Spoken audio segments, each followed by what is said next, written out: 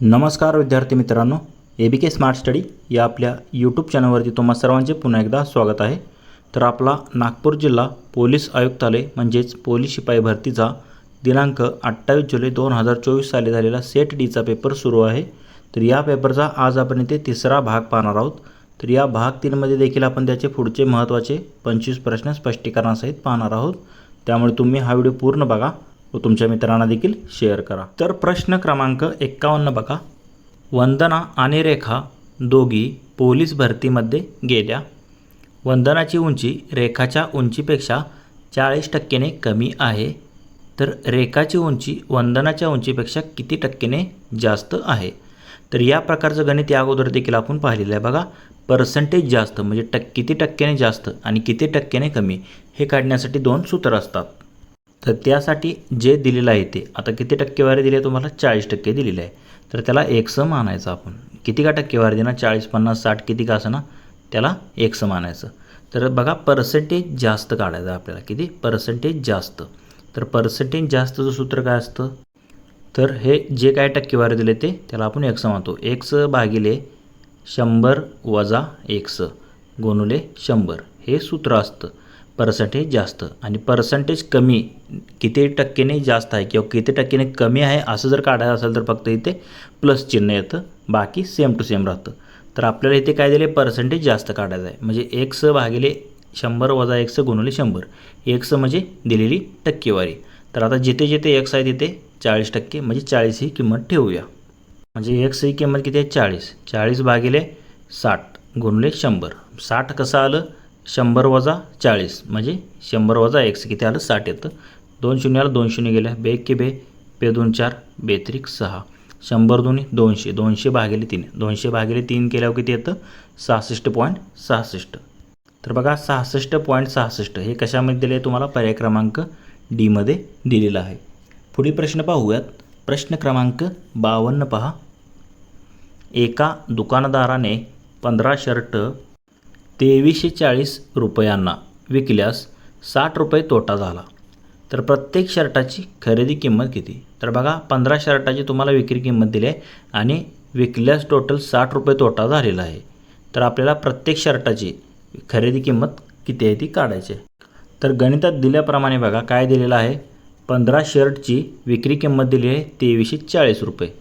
मग एक शर्टची विक्री किंमत काय होणार आहे 2340 भागिले 15। मग ह्याला जर 15 भाग घातला तर किती येतं 156 रुपये। 156 रुपये काय आहे, ही एका शर्टाची विक्री किंमत आहे।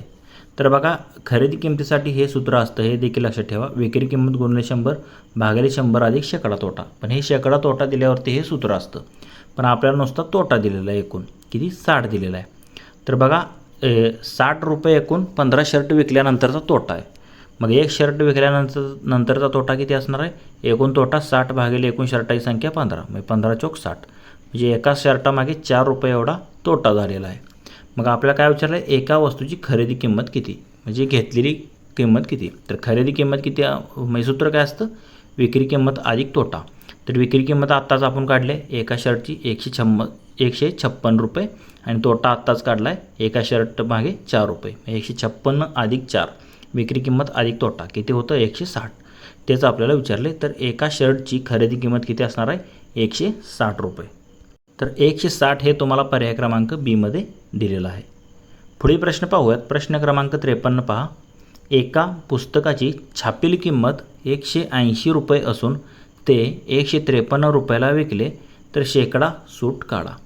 तर बघा छापील किंमत आहे 180 आणि विकले किती 153 रुपयाला।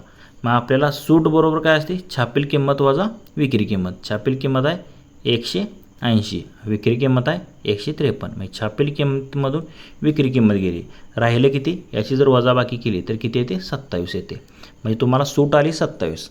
मग आता शेकडा सूट आपल्याला काढायचे आहे। शेकडा सूट बरोबर काय असतं सूट भागिले छापील किंमत गुणिले 100। तर आता शेकडा सूट तुम्हाला माहिती आहे किती आले 27, सूट भागिले छापील किंमत किती आहे 180 गुणिले 100।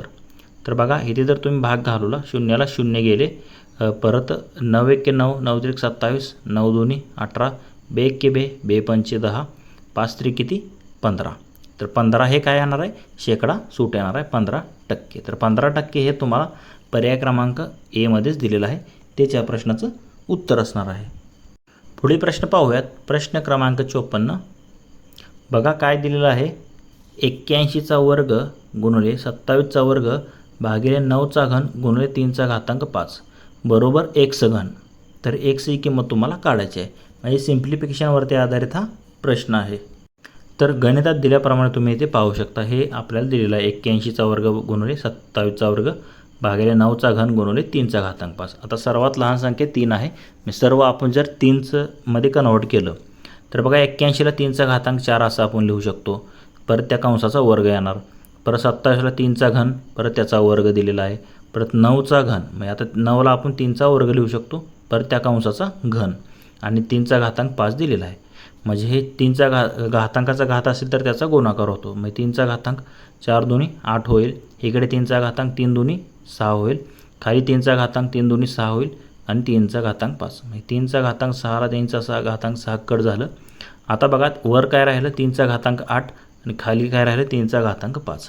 जेव्हा भागाकारामध्ये असं असतं तेव्हा घातांकाची वजाबाकी होते, पायासमान असेल तर आणि भागाकार असेल तर. मग 3चा घातांक 8 आहे, त्याच्यामधून हे 5 वजा होईल. 8मधून 5 गेले 3चा घन. 3चा घन म्हणजे 27. तर आपल्याला हे 3चा घन म्हणजेच एक्सचा घन दिलेला आहे. तर एक्सची किंमत काढायची आहे. तर एक्सची किंमत किती आली? 3च्या ठिकाणी एक्स आहे. तेच आपलं ॲन्सर असेल. एक्सची किंमत काढायची होती. तर याचा ॲन्सर काय असणार आहे? Option A 3. पुढे प्रश्न पाहूयात. प्रश्न क्रमांक 55 पहा. 1 किलोबाईट म्हणजेच त्याला आपण KB म्हणतो. 1 किलोबाईट म्हणजे टिंब असतात. तर बघा 1 किलोबाईट म्हणजे त्याला आपण किती म्हणतो? 1024 बाईट म्हणतो. काय म्हणतो? 1024 बाईट. आणि 1 MB म्हणजे काय असतं? 1024 KB असतं. हे देखील लक्षात ठेवा. म्हणजे त्याला आपण मेगाबाईट म्हणतो. तर किलोबाईट म्हणजे काय? 1024 बाईट. Option C. पुढील प्रश्न पाहूयात. प्रश्न क्रमांक 56 पहा. तर मराठी व्याकरणावरती हा प्रश्न आहे. बघा काय दिलेलं आहे. पुढील वाक्यातील क्रियाविशेषण शोधा. तर आता वाक्य काय दिलेलं आहे आपल्याला? तर सदा सर्वदा योग तुझा घडावा. तर बघा क्रियाविशेषण म्हणजे काय असतं? क्रियेची रीत दाखवतं की क्रिया केव्हा कोठे कधी घडली हे दाखवत असतं. बघा सदा सर्वदा योग तुझा घडावा म्हणजे सदा सर्वदा म्हणजे इथे काय दिले तुम्हाला? इथे स्थिती दिलेली आहे. म्हणजे स्थितीदर्शक हे क्रियाविशेषण अव्यय सदा सर्वदा. म्हणजे हे काय झालं? या वाक्यातलं काय झालं? क्रियाविशेषण अव्यय असणार आहे. ऑप्शन बी मध्ये दिलेलं आहे. क्रिया नियमित घडते असं याच्यातून सुचवलेलं आहे. सदा सर्वदा म्हणजे हे सदा सर्वदा हे क्रियाविशेषण अव्यय आहे या प्रश्नामधील. पुढील प्रश्न पाहूयात. प्रश्न क्रमांक 57 पहा. 2 शब्द जोडताना कोणते चिन्ह वापरतात?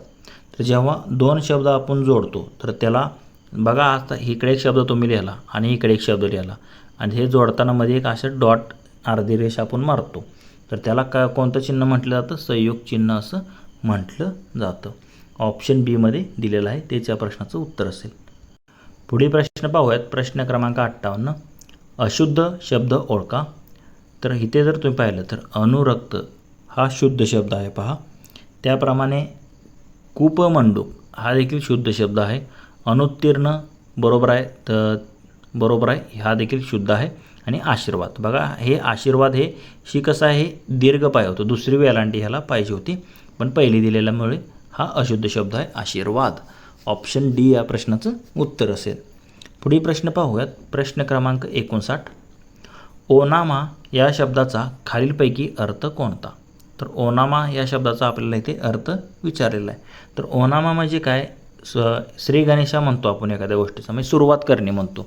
एखाद्या गोष्टीचा श्री गणेशा करणे म्हणजेच काय? प्रारंभ करणे किंवा ओनामा करणे म्हणजेच एखाद्या गोष्टीची सुरुवात करणे होय. ऑप्शन सी या प्रश्नाचं उत्तर असेल. पुढील प्रश्न पाहूयात. प्रश्न क्रमांक 60 पहा. गोडवा या शब्दाचा प्रकार सांगा. तर गोडवा हे काय आहे? एक प्रकारचं भाववाचक नाम आहे. तर बघा भाववाचक नाम हे पर्याय ऑप्शन डी मध्ये दिलेलं आहे. सर्वनाम म्हणजे नामाऐवजी जे शब्द वापरतो त्याला आपण सर्वनाम म्हणतो. आणि नाम तर तुम्हाला माहितीच आहे. आणि विशेषण म्हणजे नामाबद्दल विशेष माहिती सांगितलेली असते.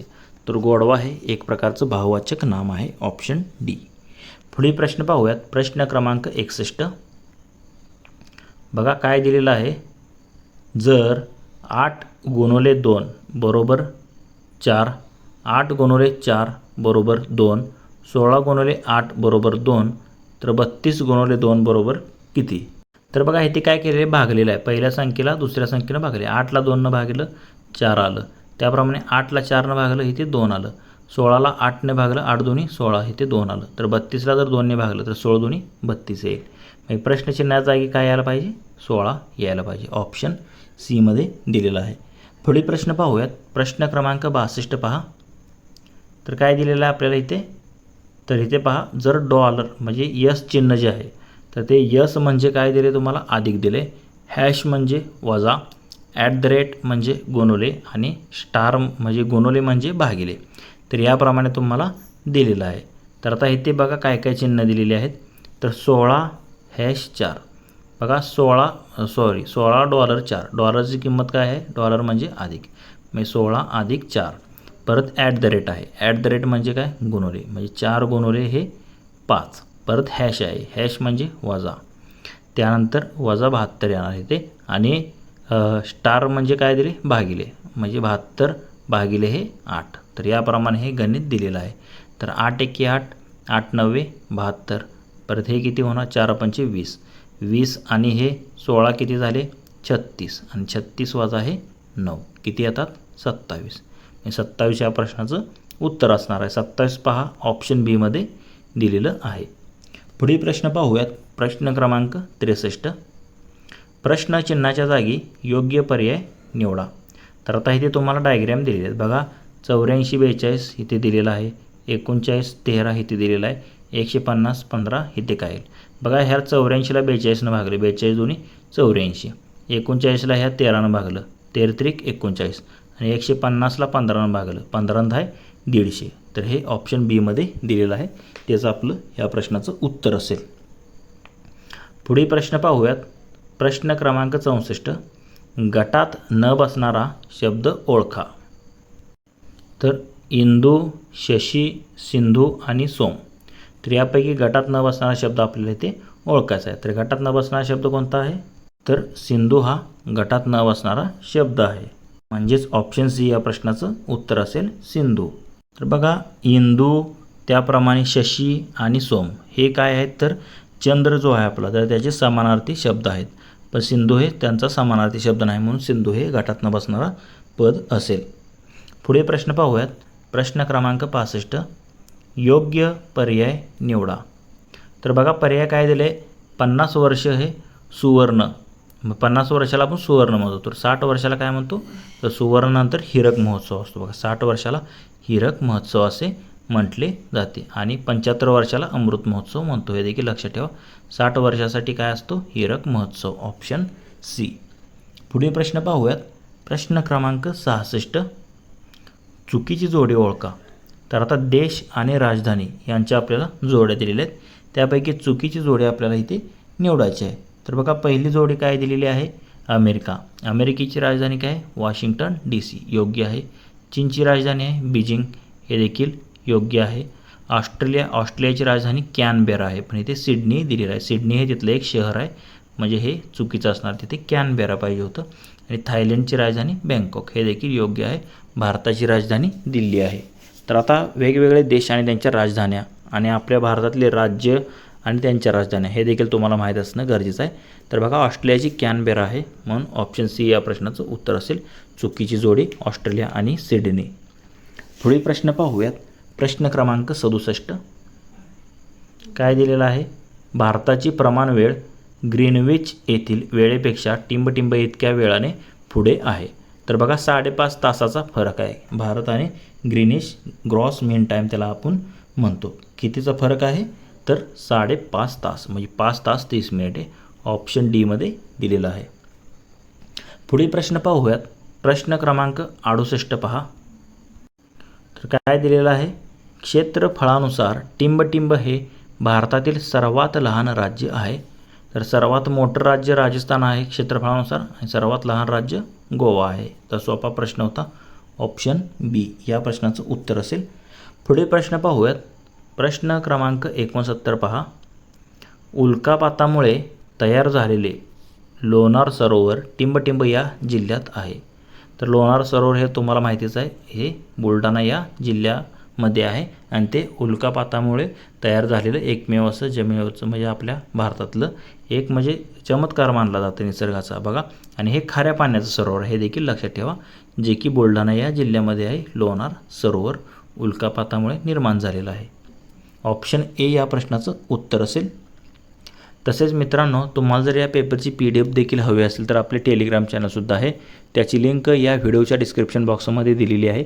तिथे तुम्ही टेलिग्राम चॅनल जॉईन करा व याची फ्रीमध्ये PDF देखील मिळवू शकता. पुढील प्रश्न आहे प्रश्न क्रमांक 70 पहा. तोतलाडोह हे धरण टिंबटिंब या जिल्ह्यामध्ये आहे. तर पेंच तोतलाडोह हे जे धरण आहे तर ते नागपूर या जिल्ह्यामध्येच आहे. म्हणजे ज्या जिल्ह्याचा तुम्ही पेपर देताय त्या जिल्ह्याबद्दल इतिहास, भूगोल, कोणती अभयारण्ये आहेत, वने आहेत हे तुम्हाला माहीत असणं गरजेचं आहे. तर बघा, तोतलाडोह हे पेंच म्हणजेच हे नागपूर या जिल्ह्यामध्ये येते. पेंच तोतलाडोह. ऑप्शन बी या प्रश्नाचं उत्तर असणार आहे. नवेगाव नागझिरा हे गोंदियामध्ये आहे, हे देखील लक्षात ठेवा. त्याप्रमाणे चंद्रपूरमध्ये देखील आहे. अंधेरी चंद्रपूरमध्ये देखील आहे. गडचिरोलीमध्ये सुरजागड, भामरागड हे ते तुम्ही पाहिलंच असेल. या टेकड्या आहेत गडचिरोली आणि अतिपूर्वेकडील जिल्हा आहे आपल्या महाराष्ट्राचा, हे देखील लक्षात ठेवा. तर ऑप्शन बी या प्रश्नाचं उत्तर असणार आहे. पुढील प्रश्न पाहूयात. प्रश्न क्रमांक 71. यापैकी भारतीय महिला हॉकी संघाची कर्णधार कोण आहे? तर बघा, 2024चा हा करंट अफेअरचा प्रश्न आहे. तर भारतीय महिला हॉकी संघाची कर्णधार जी आहे तर ती सविता पुनिया ही आहे. ऑप्शन ए मध्ये दिलेलं आहे, त्याच्या प्रश्नाचं उत्तर असणार आहे. पुढील प्रश्न पाहूयात. प्रश्न क्रमांक 72. खालीलपैकी भारताचे परराष्ट्र सचिव कोण आहेत? तर हा त्यावेळेचा करंट अफेअरचा प्रश्न आहे बघा. तर तुम्ही सध्याचे करंट अफेअरचे प्रश्न करा. तर याचं ॲन्सर काय होतं? परराष्ट्र सचिव जे आहे तर ते कोण होते? विक्रम मिस्त्री हे होते. ऑप्शन सी मध्ये दिलेलं आहे. पुढील प्रश्न पाहूयात. प्रश्न क्रमांक 73. तर काय दिलेलं आहे? जागतिक तंबाखू विरोधी दिन कोणता आहे? तर हा प्रश्न MPSC मध्ये देखील विचारून झालेला आहे बघा. जागतिक तंबाखू दिन हा कधी असतो? तर तो 31 मेला असतो. म्हणजे महत्त्वाचे दिवस तुम्हाला माहीत असणं गरजेचं आहे. म्हणजे 7 एप्रिलला आरोग्य दिन असतो, 5 जूनला पर्यावरण दिन असतो, हे देखील तुम्ही लक्षात ठेवा. म्हणजे आंतरराष्ट्रीय जे जागतिक दिन आहेत तर ते तुम्हाला माहीत असणं गरजेचं आहे. तर पुढे प्रश्न पाहूयात. प्रश्न क्रमांक 74. महाराष्ट्रातील सर्वात जास्त सिंचन क्षेत्र असलेला जिल्हा कोणता आहे? तर महाराष्ट्रातील सर्वात जास्त सिंचन क्षेत्र असलेला जिल्हा कोणता आहे? तर तो आहे अहमदनगर. ऑप्शन ए मध्ये दिलेला आहे. म्हणजेच अहिल्यानगर ज्याला आपण आता म्हणतो. तर अहिल्यानगर हा महाराष्ट्रातील सर्वात जास्त सिंचन क्षेत्र असलेला जिल्हा आहे, अहिल्यानगर. पुढील प्रश्न पाहूयात. प्रश्न क्रमांक 75. यापैकी कोणती भारतीय व्यक्ती जागतिक बँक समूहाचे अध्यक्ष आहेत? म्हणजे वर्ल्ड बँक जिला आपण म्हणतो तर त्या वर्ल्ड बँक समूहाचे अध्यक्ष आहेत. कोणती भारतीय व्यक्ती असं आपल्याला विचारलेलं आहे. तर कोण आहे? तर ते अजय बंगा. तर अजय बंगा ही एकमेव अशी भारतीय व्यक्ती आहे जी जागतिक बँक म्हणजे वर्ल्ड बँकेच्या समूहाचे अध्यक्ष आहेत, अजय बंगा. तर हा त्यावेळचा करंट अफेअरचा प्रश्न होता. तुम्ही आत्ताचे करंट अफेअर प्रश्न करून जा. तर मित्रांनो, आपला नागपूर शहर पोलीस शिपाई भरतीचा दिनांक 28 जुलै 2024 साली झालेला सेट डीचा पेपर सुरू आहे. तर या पेपरचा आज आपण ते 3रा भाग पाहिला, ज्यामध्ये आपण त्याचे महत्त्वाचे असे 25 प्रश्न स्पष्टीकरणासहित पाहिलेले आहेत. जर तुम्हाला या प्रश्नांमध्ये कोणती शंका वाटत असेल तर कमेंट करून नक्की सांगा. तसेच हा जर व्हिडिओ आवडला असेल तर लाईक करा, तुमच्या मित्रांना देखील शेअर करा व असेच जर नवनवीन व्हिडिओ तुम्हाला हवे असतील तर आपले YouTube channel ABK smart study subscribe करा व समोरील बेल आयकॉन प्रेस करा. धन्यवाद मित्रांनो. जय हिंद, जय महाराष्ट्र, जय महाराष्ट्र पोलीस.